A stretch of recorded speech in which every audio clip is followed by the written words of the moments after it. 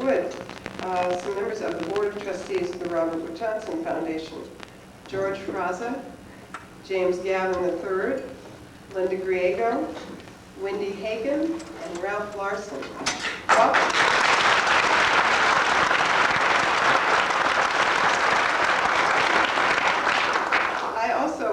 I can't resist. I must both embarrass and introduce some of the original staff who thought this program up 10 years ago, because it's the first time they've joined us at this meeting. So I'd ask Peter Goodwin and Richard Toth to please stand as the original parents of this program.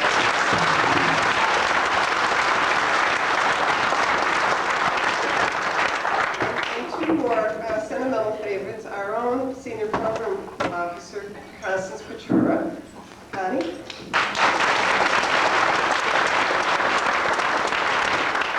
And our 1993 community health leader, who has become a vice president at the Robert Wood Johnson Foundation, Dr. Dorian Miller.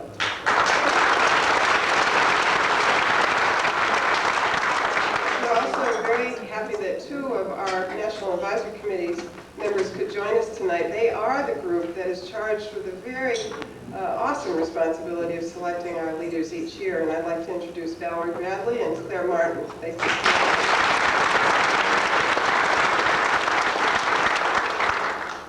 This is a special year for us.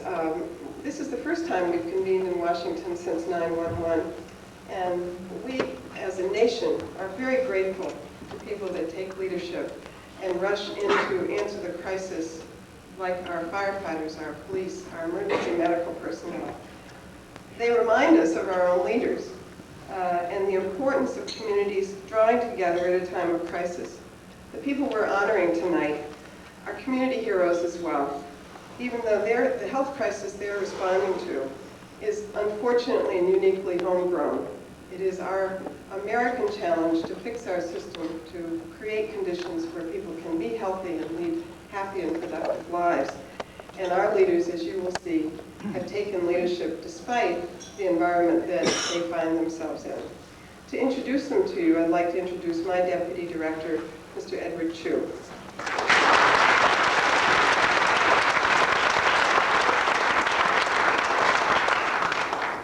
Thank you. The winners of this year's Community Health Leadership Award take on some of the toughest healthcare issues we face in this country, such as substance abuse, prison health, and the epidemic of diabetes. These are the problems that we have not been able to solve as a nation, but our leaders have tackled them community by community. They've created successful programs where none existed before and made a tremendous difference in the lives of people in the communities they serve. A common thread that runs through the stories of this year's leaders is their ability to empower others. They give a voice to those who at first may not know how to speak for themselves. Over the next few minutes, I'd like to share with you briefly the stories of this year's leaders. Each one is an inspiration. I am honored and proud to present the 2002 Robert Wood Johnson Community Health Leaders.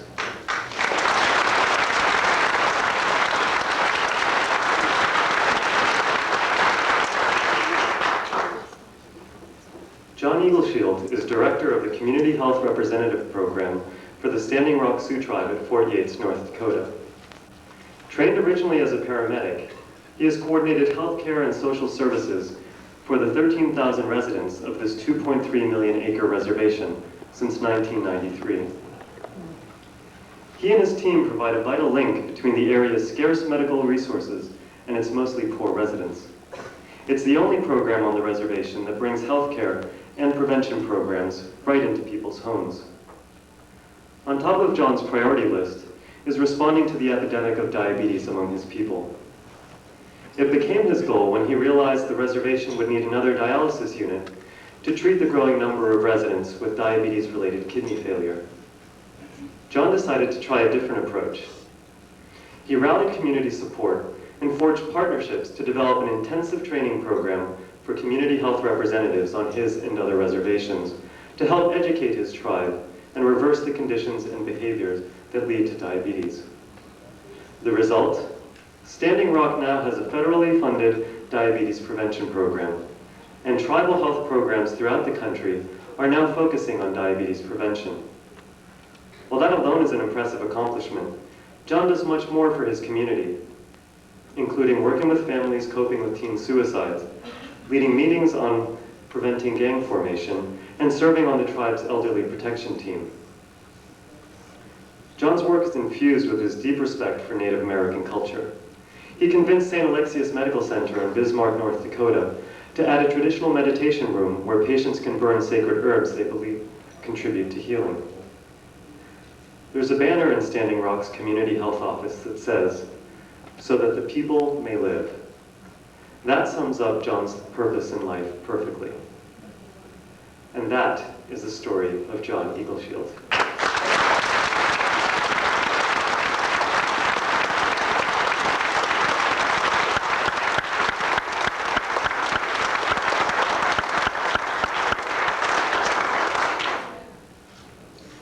Lucy Hall is founder and executive director of the Mary Hall Freedom House in Atlanta, Georgia. Lucy was only 6 when she lost her mother to alcoholism. It was an experience that left her with a burning desire to help others struggling with substance abuse. Years later, Lucy was working as a housekeeper and volunteering as a counselor in Atlanta when she came up with a plan to help women fight addiction. She got seed money from her employer and founded a residential recovery program for women. She called it Mary Hall Freedom House in memory of her mother.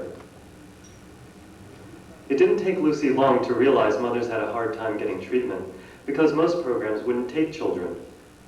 She reworked her plan, and Freedom House became Atlanta's only residential recovery program for women with children. From its modest start in 1996, Freedom House has grown to serve 250 women a year.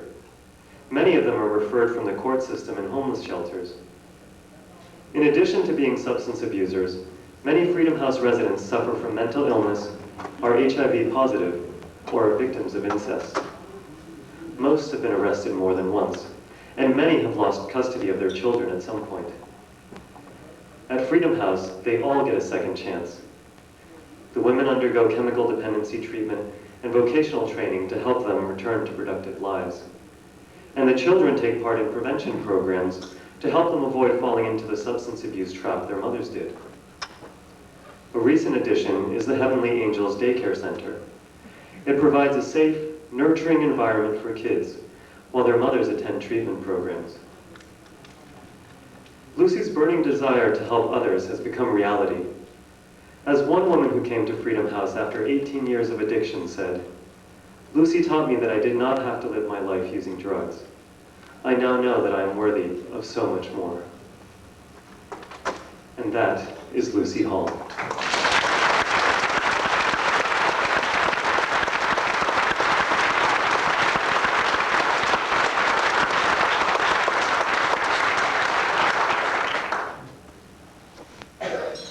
Claudia Lennhoff is Executive Director of the Champaign County Healthcare Consumers in Champaign, Illinois.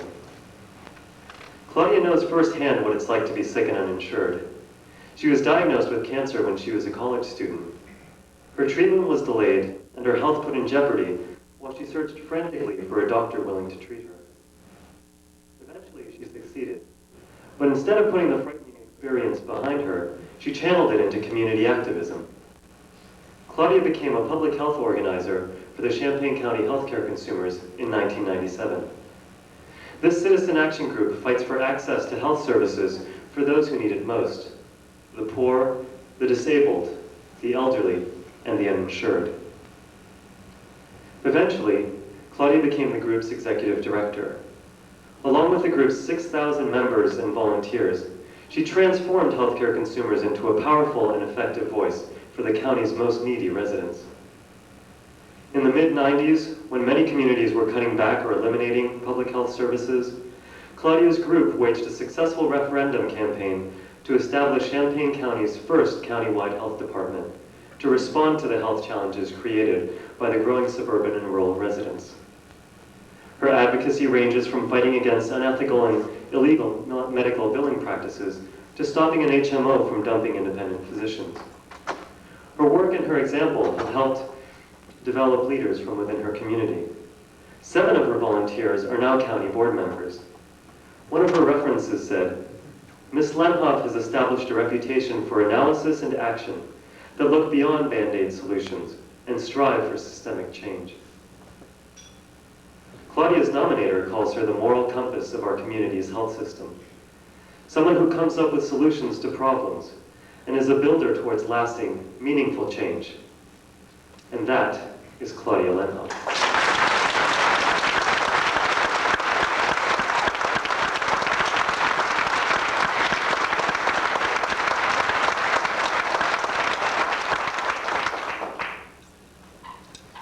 Ursula and DJ Markey are co-founders and directors of the Pyramid Parent Training Project in New Orleans, Louisiana. Ursula and DJ, like all good parents, wanted the best education possible for their children. But they were frustrated when the school system tried to exclude their developmentally disabled sons from mainstream education. As civil rights activists and school teachers, they knew what they needed to do. They immersed themselves in learning everything they could about special education laws and best practices. Then they risked their jobs by filing suit against the school district. Eventually, they won placement in mainstream classrooms for their sons and others like them. But Ursula and DJ didn't stop there. They founded the Pyramid Parent Training Program in 1991. It's a support network that helps families navigate New Orleans' education and health systems. The program provides information on special education, disability laws, and health services through workshops, newsletters, and one-on-one assistance. It empowers parents to negotiate the services their children need. Parents can also participate in Operation Positive Change to learn strategies for coping with children and young adults with challenging behaviors. The Pyramid Training Project serves about 400 families a year, most of which are African American, Vietnamese, or Hispanic, and living below the poverty line. Part of the program's success stems from the commitment participants make to share what they learn with others, just as Ursula and DJ share their knowledge. Parents teach workshops and offer support to other families experiencing the same challenges, as well as extending their support to teachers and administrators in the schools. Ursula and DJ lost their beloved son, Dwayne, in 1998 to complications related to his epilepsy. But because of their efforts, Dwayne and their son, Tico, both received the best education possible.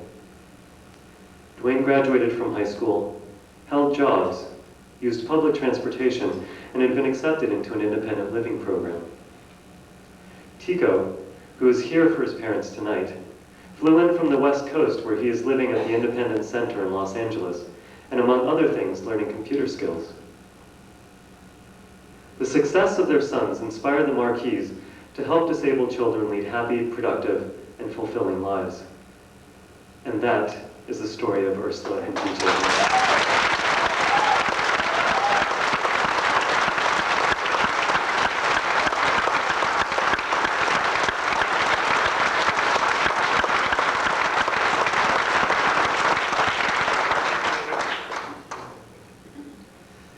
Judy Rogers is a pregnancy and birthing specialist for Through the Looking Glass in Berkeley, California.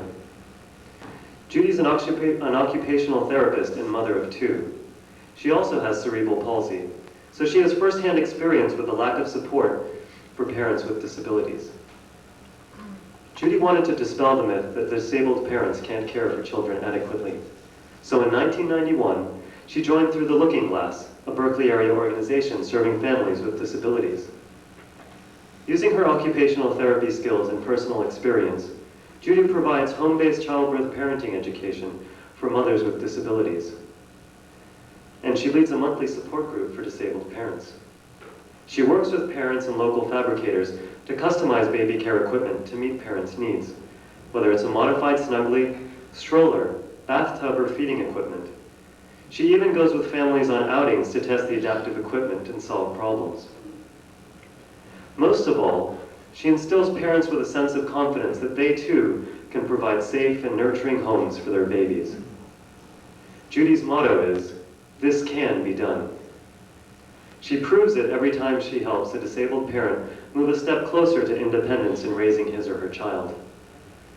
Although Judy does much of her work one-on-one, her efforts have empowered disabled families worldwide. She offers technical assistance and training for parents and professionals through the National Resource Center for Parents with Disabilities. She's also the author of the landmark book, Mother to Be, A Guide to Pregnancy and Birth for Women with Disabilities. A recent challenge in Judy's life inspired her to help others in yet another way. After battling breast cancer, she started a community outreach program to provide breast cancer screening services to women with disabilities. Once again, Judy demonstrated this can be done. And that is Judy Rogers.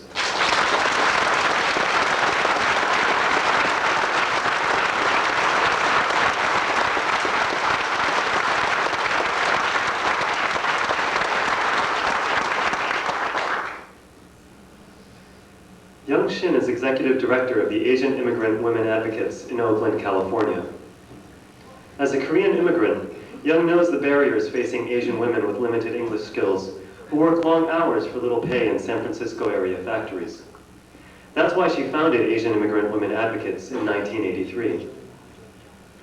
Young's vision was to empower Asian factory workers to become grassroots leaders and speak up for themselves. From the beginning, the group sponsored literacy classes, leadership training, and campaigns on workplace issues.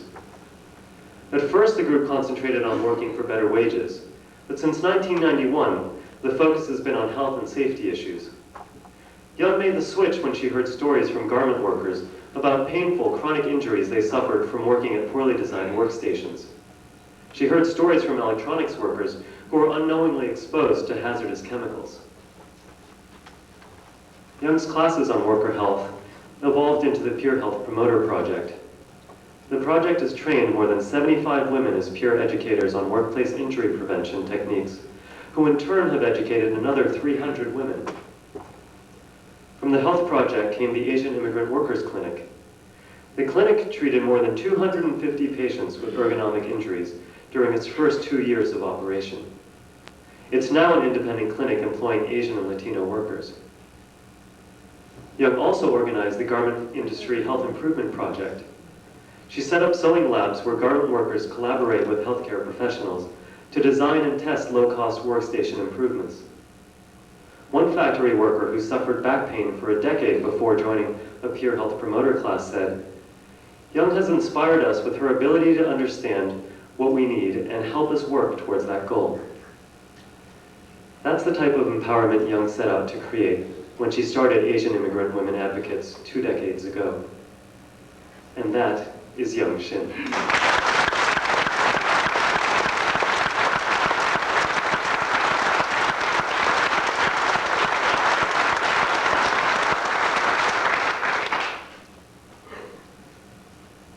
Melanie Spector is director of the Tulsa Cares Prison Project in Tulsa, Oklahoma. Melanie was conducting prison outreach programs for high-risk women and drug users for the Oklahoma Department of Health's HIV/STD service. In the process, she learned that Oklahoma imprisons more female offenders per capita than any other state. And inmates are 6 times more likely than other Americans to have HIV. That inspired Melanie to develop a unique education program that empowers female inmates to teach HIV prevention strategies to their peers.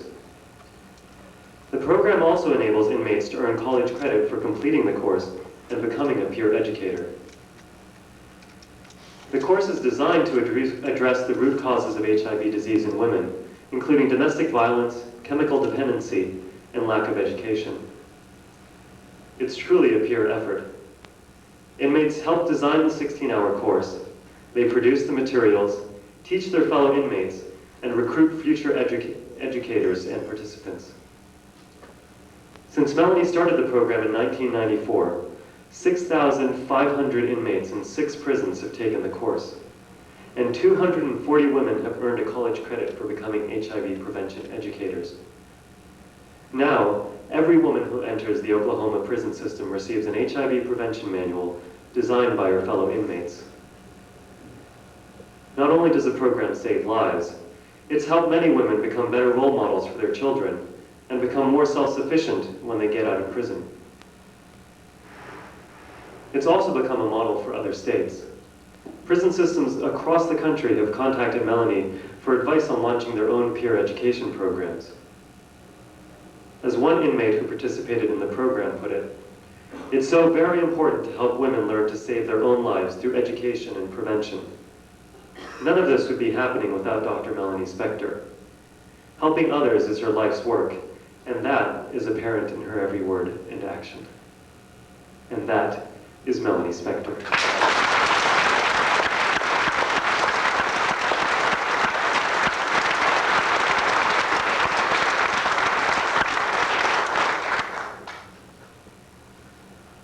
Arik Strzelecki is manager of the Domestic Violence Prevention Program for the Refugee Women's Network. Arik is a trailblazer in the fight against domestic violence. After fleeing Poland in 1986, he got a job as a resettlement caseworker in Atlanta, helping fellow immigrants find housing and jobs. That's when he first observed the problem of domestic violence within immigrant families. In fact, the Justice Department reports that nationwide, more than a third of all violence-related visits to hospital emergency rooms stem from domestic violence. Arik wanted desperately to help the abuse victims he met, but he was frustrated by a lack of available services. So he quit his job and launched the Refugee Family Violence Prevention Project, the Southeast's first program for battered refugee women. In 1998, Arik joined the Refugee Women's Network, a group that provides leadership and empowerment workshops on immigrant issues. While managing the network's domestic violence prevention program, he forged a coalition for Atlanta groups known as Tapestry to help refugees and immigrants fight domestic violence. He also founded the Tapestry Men's Group. This innovative program holds immigrant men accountable for ending violence against women in their communities. So far, 45 men from 19 countries have participated in the intensive 24-week program. Arik is one of the few men who serve as advocates for battered women. At first, he encountered opposition from the refugee community he was trying to help, and distrust from mainstream domestic violence advocates. Over time, his visible stance against domestic violence and his persistence paid off. As one battered refugee said, "Arik inspired me and other members of the community to work with him to end violence against women.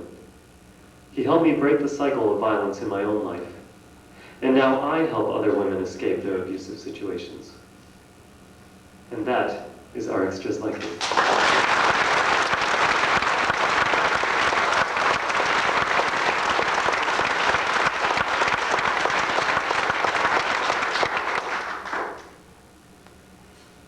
Laura Trejo is co-investigator of El Portal Latino Alzheimer's Project in Los Angeles, California.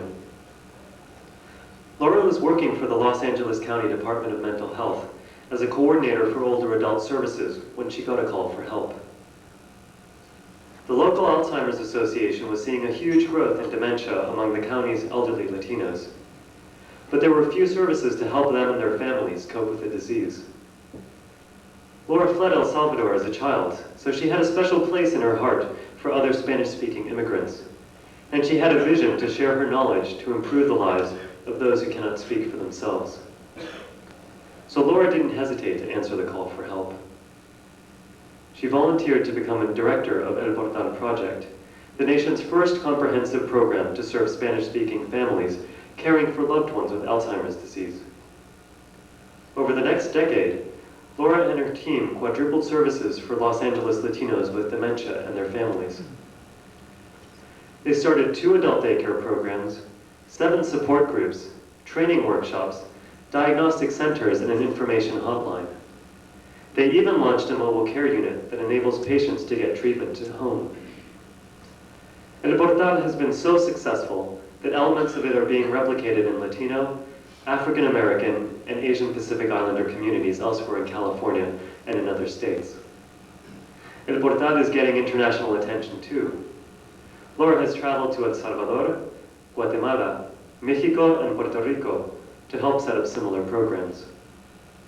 Before Laura launched El Portal, there was a sense that the Latino population would be reluctant to use the types of services the program offers. But as her nominator said, the success of El Portal demonstrates that if you build the right healthcare support system for Latinos, they will come. And that is Laura Trejo.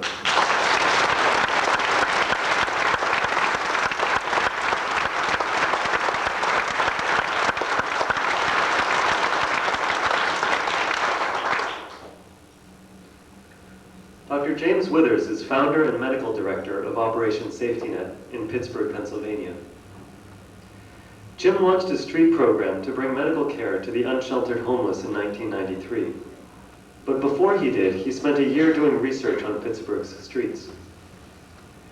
He wandered down alleys, under bridges, and into abandoned buildings to find people who needed medical attention. He carried his medical supplies in a backpack, and he dressed so much like his patients that some of them asked him why he looked so bad. Other medical professionals heard about what he was doing and offered to help, and Operation Safety Net was born. Now, 16 teams made up of volunteer medical workers, formerly homeless persons, and medical students walk the streets to offer care. Doc Jim, as he's known on the street, still joins the teams for rounds several nights a week. Operation Safety Net serves about 900 patients a year, most of them African American men. Many of the patients Jim treats on the street are mentally ill, and most are substance abusers. A testament to Operation Safety Net's success is the fact that no cases of frostbite or death from exposure have been reported among its patients for the past 9 years. The program helps more than Pittsburgh's homeless population. It also gives medical students and residents hands-on experience in caring for disadvantaged patients. It has inspired many of them to go on to careers in service medicine. Jim knows inspiration is important.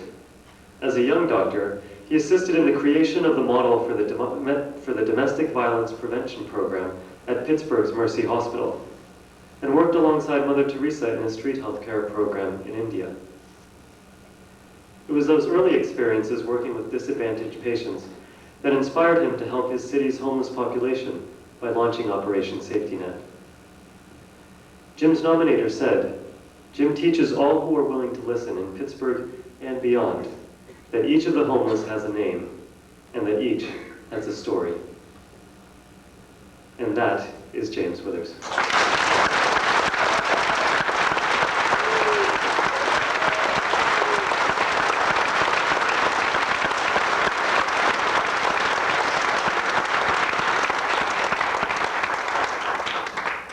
And these are the 2002 Robert Wood Johnson Community Health Leaders.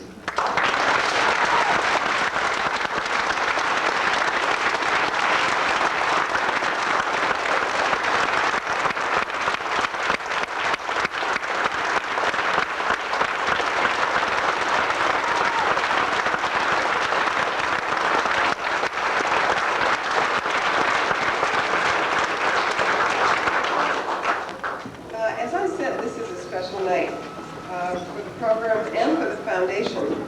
At this point in the program, usually I introduce Steve Schroeder to give the awards to each of the leaders, and we will get to that.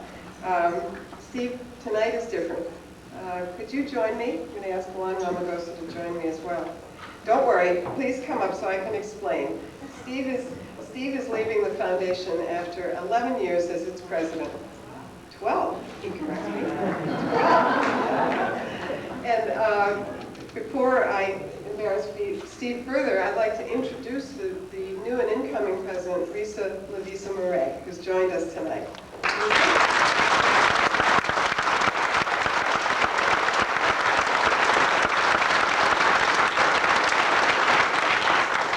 The Community Health Leadership Program was born from an idea that Steve championed. He recruited me to this program, for which I am deeply grateful. It has been a marvelous experience.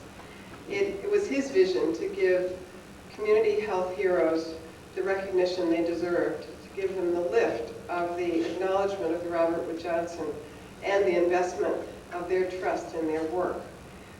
Steve has never stopped being a champion for community health through his entire 12 years at the foundation.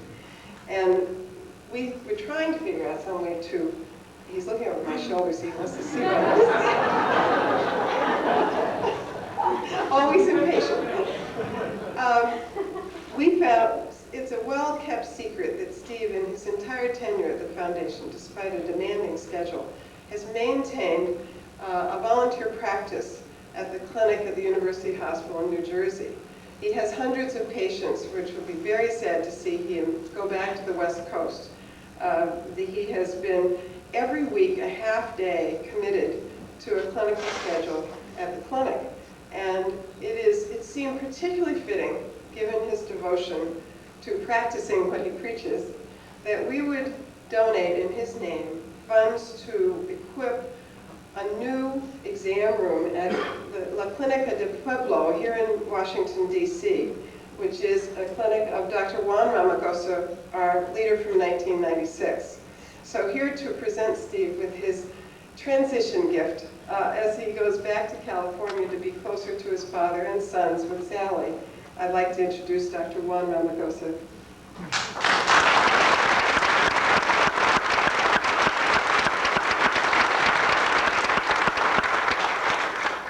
Buenas noches, good evening. The Latino community in the Washington metropolitan area, and especially La Clínica del Pueblo, feels honored that the Robert D. Johnson Community Care Leadership Program has decided to donate, in the name Dr. Steve Schroeder, at the exam room space in the new Clínica del Pueblo. $1,000 for this gesture of solidarity and accompanying to this community.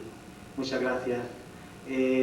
Miles gracias por este gesto de solidaridad y de acompañamiento a esta comunidad. Thank you.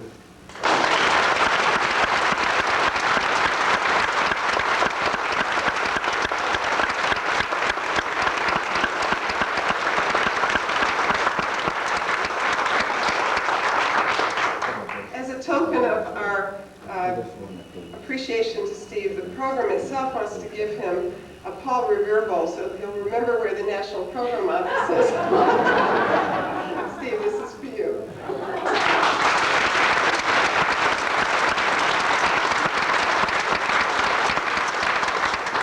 Well, thank you.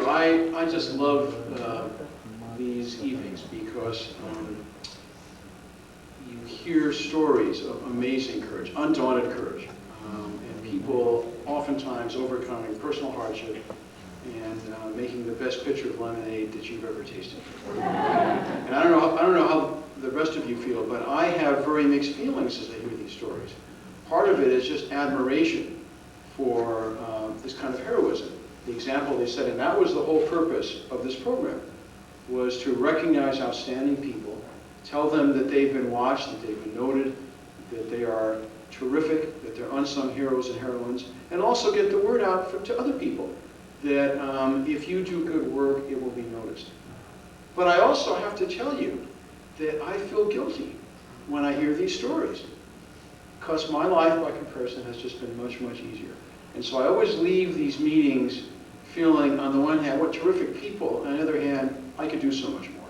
And maybe that's not so bad for all of us to leave that way. Now, it's common in previous years that the winners have said, why me? You know, I don't deserve this. And of course, that's part of the package. These are humble people. Let me assure you that Kathy and her staff, they look over back IRS statements, they investigate you. If you get this award, you really do. They check with your nannies. I mean, they really do a terrific job. So I'm particularly honored that Juan, who has one of the most amazing, Juan's story was that he was actually caught in El Salvador and tortured, and had been a surgeon, was no longer able to practice surgery. And instead of lamenting his fate, made it to the United States and set up this wonderful clinic in Washington, D.C. So I'm very honored that my name is linked to that, but I wish my name could be linked with all the 101 winners, because you all are really terrific. So let's now give you not what you deserve, because we don't have enough money to do that, but let's at least give you the symbol of your excellence and our profound thanks.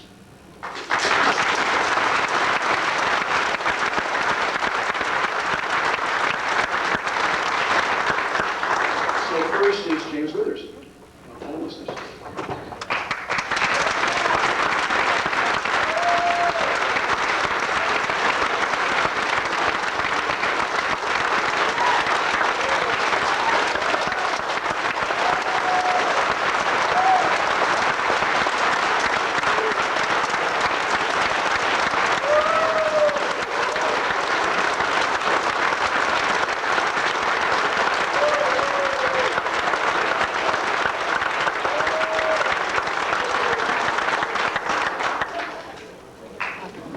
Thank you so very much. I want to thank Robert Wood Johnson for this supreme honor, and also for what they stand for and the good work that they do. I want to thank the people who've been with me for so many years, working on the streets loyally. I love each and every one of you. And for all those people that we know that are out there sleeping in the cold, who've shared their lives with us. So I think on behalf of all of us, I think I'm honored to be here. And I also want to thank God. Thank you.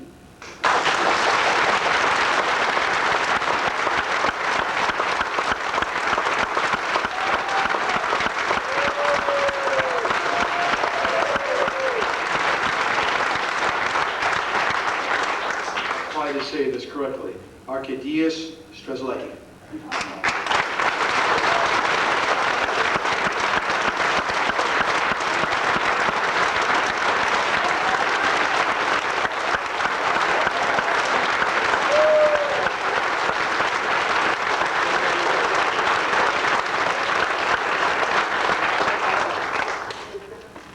Thank you very much. And all I want to say is that I wish all my friends from Tapestry and Refugee Women's Network would be here, because whatever we did in Atlanta, Georgia, and in other communities, it wasn't because of me, it was because of us, members of different ethnic groups working together to stop violence against women. And I accept this on behalf of all the women from Tapestry and Refugee Women's Network, who are my leaders, my mentors, and my teachers during all those years. Thank you very much.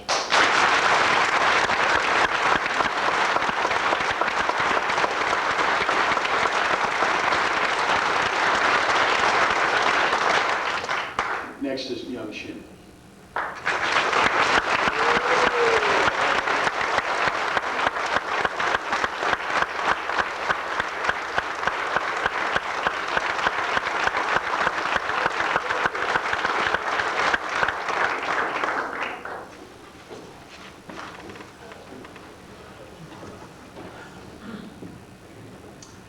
Well, first I'd like to thank Community Health Leadership Program, and especially Edward Chu, who came to visit us and spent some time, and I'm sure gave a good recommendation. Thank you. And also, I'd like to thank my nephew. He doesn't know quite what I've been doing here. So now he's going to go back and talk to myself. And then my friend and AMA supporters being here with me. I also want to share my public recognition that this award has not been possible without the hard work and personal sacrifice of many immigrant women leaders and other AWA staff. And I thank you again, and I expect your support and encouragement and such a support as we move forward, bringing health and safe working conditions of the government workers, the electric workers, and many low-income wage workers. Thank you.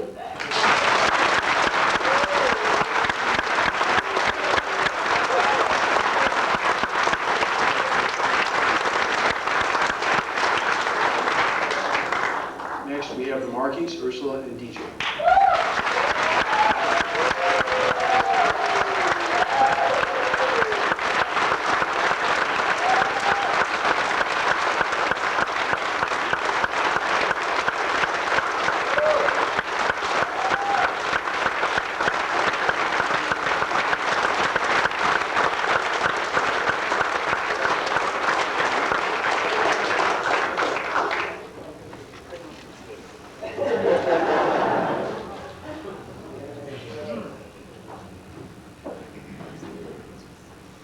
Well, thank you, everyone. Thanks to the Robert Wood Johnson Foundation, and mostly thanks to this wonderful rowdy group over here, to our parents who taught us how to be parents, and to our wonderful, loving sons who set us on this path, and to our best friends, Brenda and Ted Quant, who have walked with us in every meeting and stood by us for our children's sake.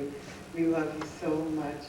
To a staff that has just been wonderful, and our godson, Brian, who walks with us too each day. Well, we knew research was important to our families. We never thought the researchers we'd meet would become some of our best friends and dearest friends.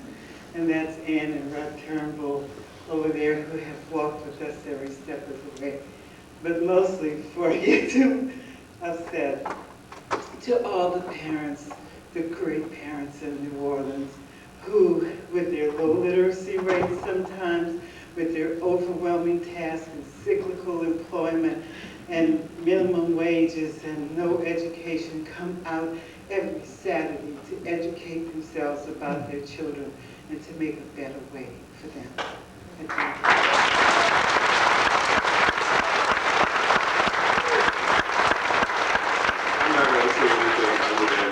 My mother always told me when people give you gifts, you must say thank you. So thank you, thank you, thank you.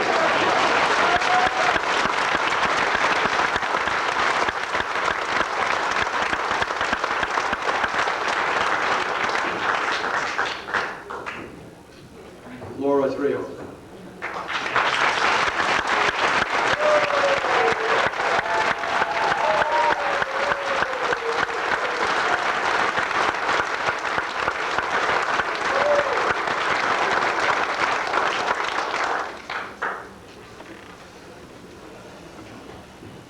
Well, thank you so much to the foundation for this great honor. I accept this on behalf of the 6,000 families who have trusted and inspire us, and for the over 180 volunteers that actually gave life to El Portal. I particularly want to thank the Alzheimer's Association and the Administration on Aging for allowing the dream to come true. And I know that in our audience today we have Josefina Carbonell, who's the Assistant Secretary of Aging. Thank you for being here tonight. I really appreciate that. Thank you.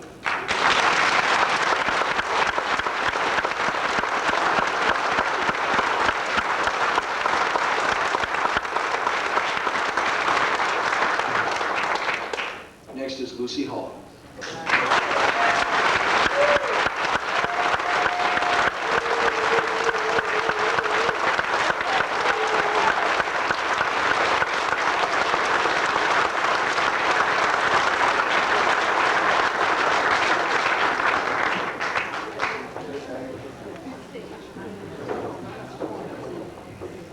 I'm giving honor first to God, who is truly the head of my life, to Dr. Phil, and my new mom, Kathy. Because I truly believe I've just been adopted into a new family. I mean, that's truly been an honor. I mean, these people have just loved me in the last 24 hours, like my own family, who are all here, and I thank them. Dr. Slavin, who's been my mentor, who has wrote and nominated me for this award, I thank you for being here. John Kleinberg, who is the board chairman of Mary Hall Freedom House, I'm honored that he could be here. One of our alumni, Glenda Ross, I'm honored that she could be here. Whew. That's all right.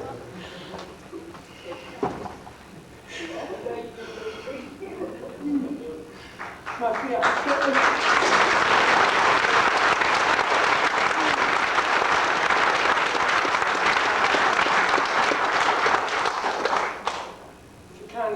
Who believed in this vision and started it with me from day one.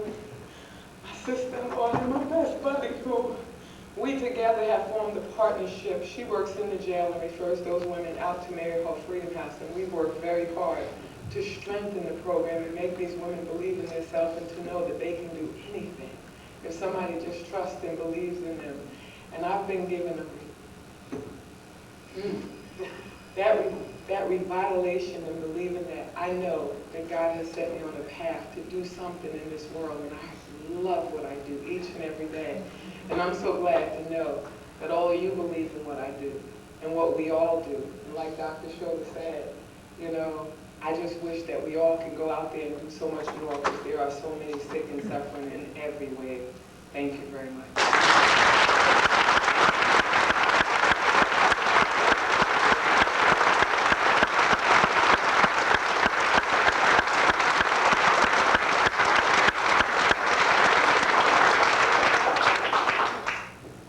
Melanie Spector.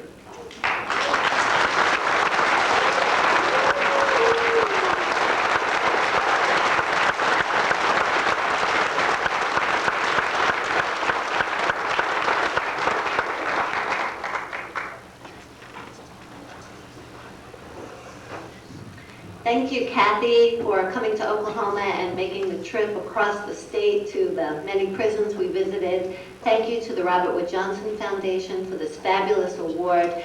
And the women in prison wanted me to tell you what this means to them. It means giving them a second chance to prove that they are truly human beings.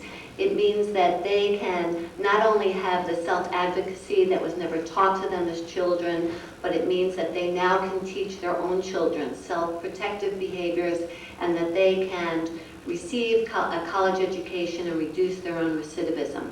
So thank you very much for this award. It is greatly appreciated. And on behalf of 3,400 women who are incarcerated and from their children, I thank you from the bottom of my heart. Thank you.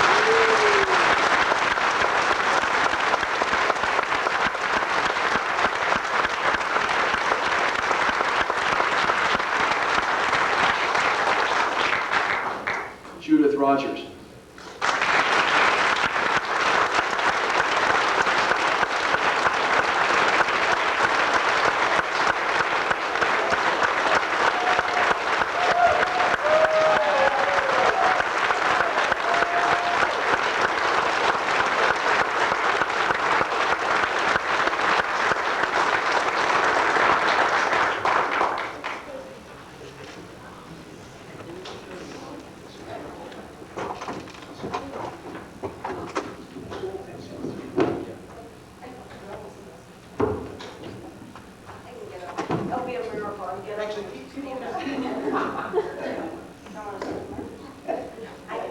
I want to thank you guys. It is a sheer pleasure and honor to receive this award. I'm overwhelmed. But I also want to tell my parents, you started me off and you told me I could do anything I want. Right.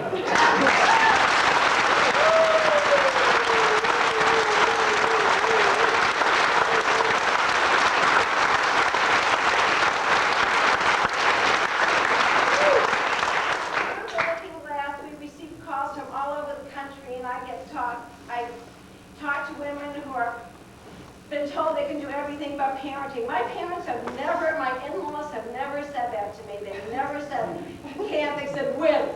And I want to thank my daughter who's here, who said I could do it because she didn't know any different. I don't appreciate it in high school, but I think she does now. I want to thank my husband who never doubted me. I want to thank my friends. I want to thank Jackie, who's been a great mentor. I want to thank my friends from high school who are here, who never saw any difference. I want to thank my friends from college, Gail and Earl, and my cousin who kept on me going, and I was at her birth last winter, and it was great. I love being a doula, being in the delivery room, and to Ellie, who's not here, and her in-laws, who have been made me a new member of their family. I cannot thank you enough for all, and Megan, who started the Looking Glass, who took me in and created a fabulous program. All I can tell you is, by doing this, it's going to show how parents with disabilities can do it, whether they have repetitive stress injury, whether they're visibly disabled, that what we have created will help all of you and help grandparents too. We don't stop at parents. And I get to be a grandmother someday. Huh, Anya? Thank you very much.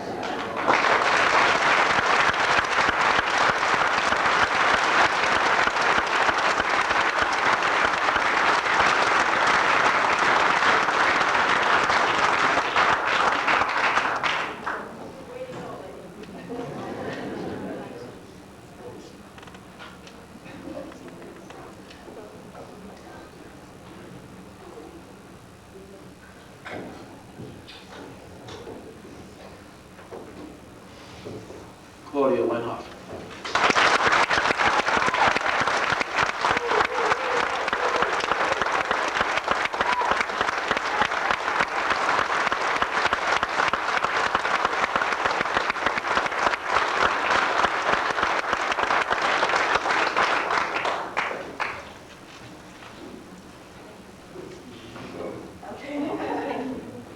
You tell me, I'll get it back. I want to apologize in advance. We were told we could give a statement of up to a certain amount of time, and so I have prepared a statement, and I'd like to read it. First of all, I want to say thank you, of course. This is amazing for us at the Healthcare Consumers. It's like being awarded the Nobel Peace Prize and winning the lottery all rolled into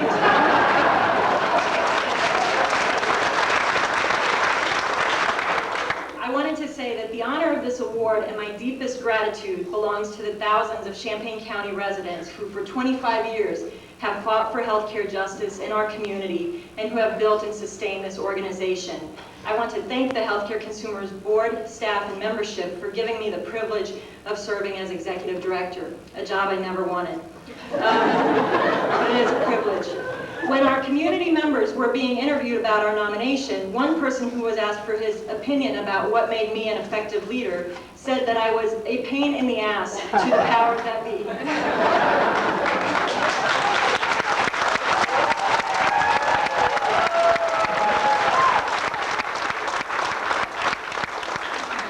In my own defense, I have to say that he got it wrong. What makes me and Healthcare Consumers effective is that we organize hundreds and thousands of other people to be a pain in the ass.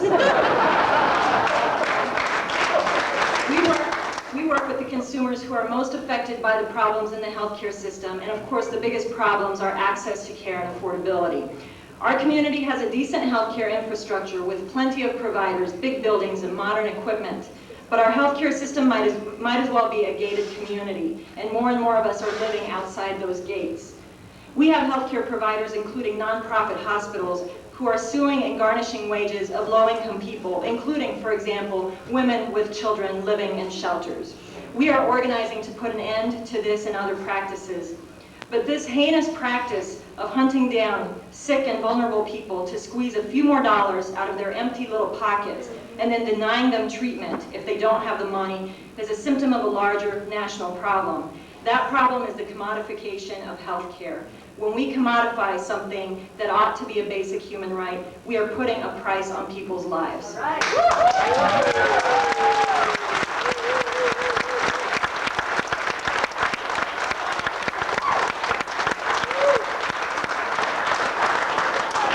As a consequence, too many people suffer illness and disability, and too many people's lives end too soon. We at the Healthcare Consumers work with these people and their families, and I can guarantee you that if these people were in control of our healthcare system, our nation would have universal healthcare for all in a heartbeat.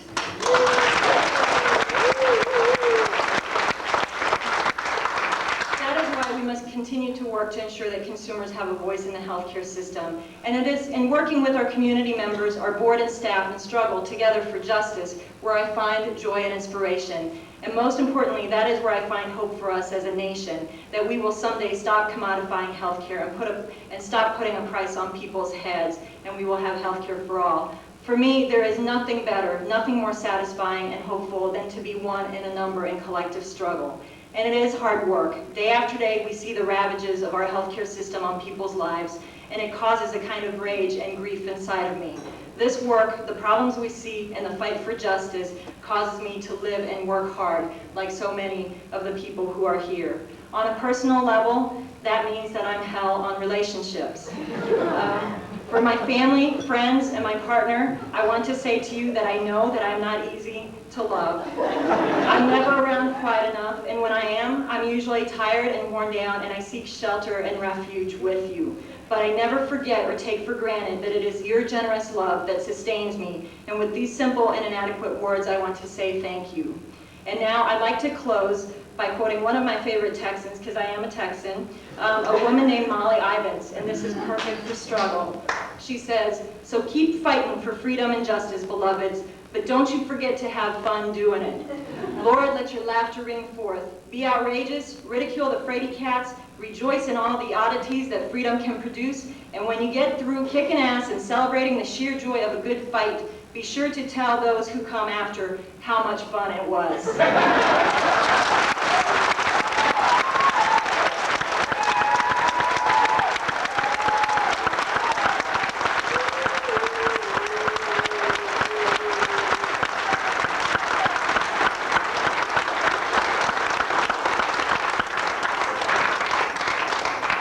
last, and I think this is going to be a double ceremony, John Eagleshield.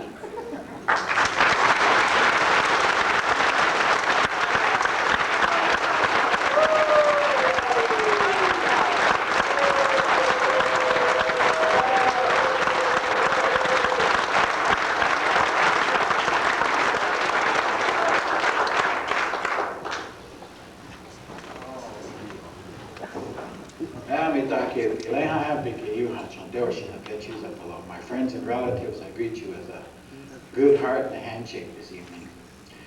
I was kind of at a loss as to what to say, and I remembered a saying by Jim Thorpe when he won his gold medals and the King of Norway presented him, and all he could say was in typical Indian accent, "Gee, thanks, King."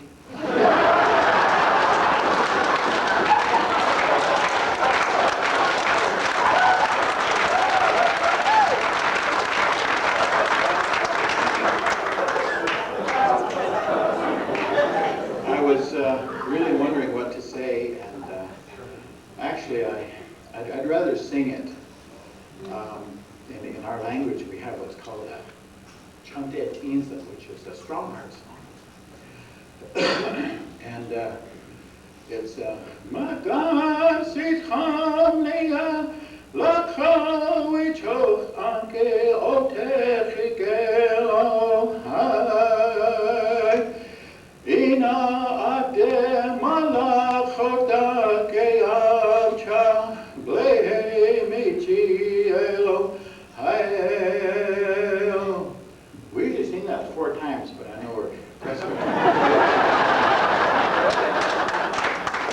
Simply translated, Magasit Homni is the world over. Lakhovich Hochanki Otechikelo.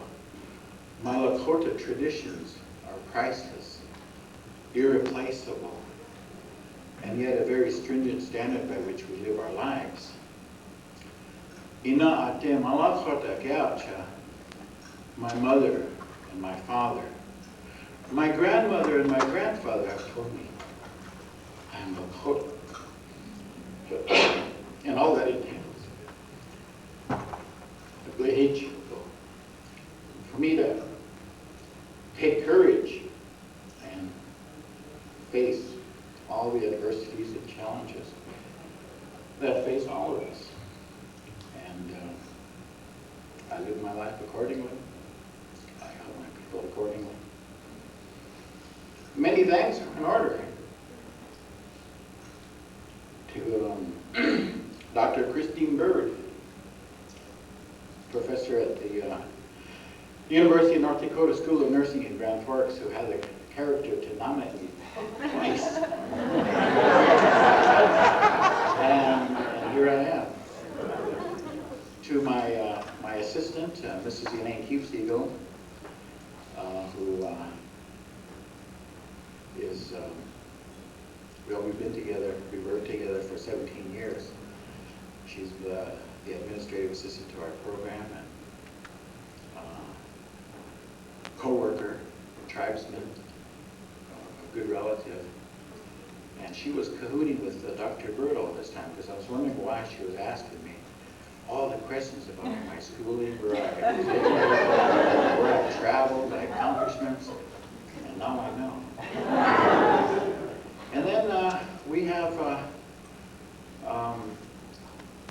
good friend, Don Satterfield from the CDC in Atlanta, who had on occasion many times since '97 to come to Indian country to remind us that we already know what we need to know to help ourselves.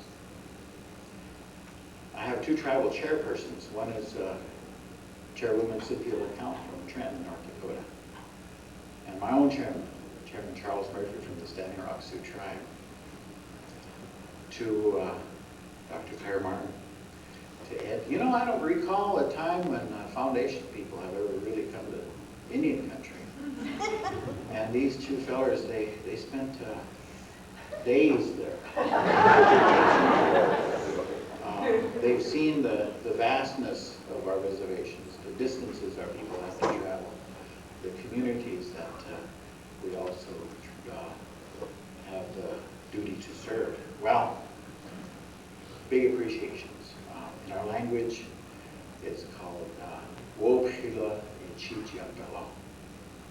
So to the Robert Wood Foundation, my most humble thanksgiving for such a high honor.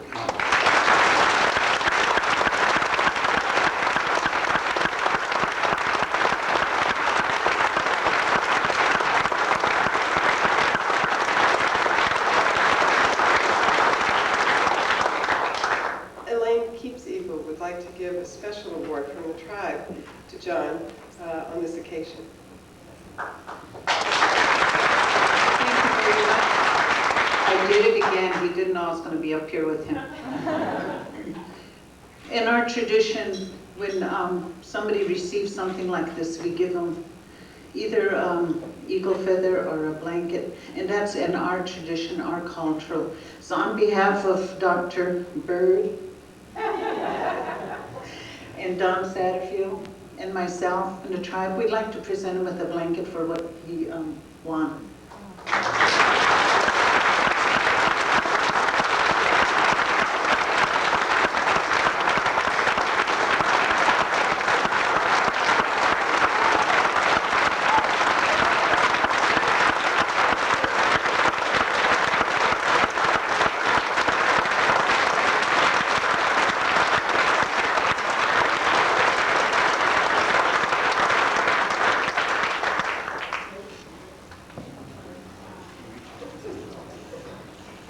This is Keep My Fires Burning. It's a tribute to American Indian elders and storytellers.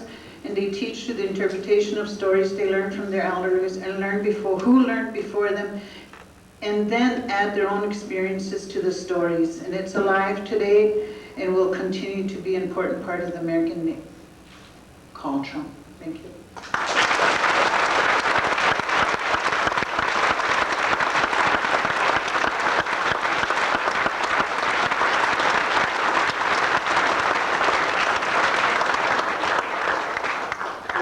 Said, this last 12 months really have been unprecedented in at least my lifetime, I suspect in many of yours. We've had incredible examples of heroism, and we've heard about some scoundrels. And one of the things that makes our job, those of us who work at the Robert Johns Foundation, are those trustees who make sure that we do right with the wonderful heritage that we have, is to recognize people like this who will do good work and will make the world a better place. So I would like, Kathy gets the last word, but I would like us all to stand up one more time and really salute these remarkable men.